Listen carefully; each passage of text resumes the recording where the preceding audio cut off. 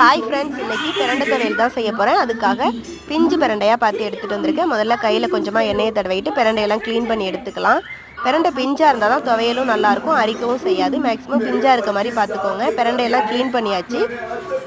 இப்போ ஒரு எண்ணெய் சட்டியில் 2 டீஸ்பூன் அளவுக்கு எண்ணெயை விட்டுட்டு பிரண்டையை சேர்த்து நல்லா வதக்கி எடுத்துக்கலாம்.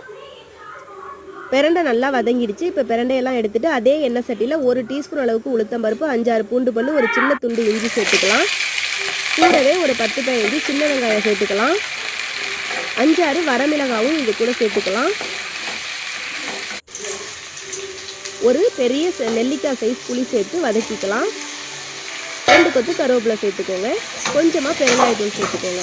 அவ்வளோதான். இது எல்லாத்தையும் நல்லா வதக்கிட்டு ஏற்கனவே வதக்கி வச்சுருந்த பிரண்டையும் சேர்த்து கலந்து விட்டுட்டு மிக்ஸி ஜாரில் சேர்த்து அரைச்சி எடுத்துக்க வேண்டியதான்.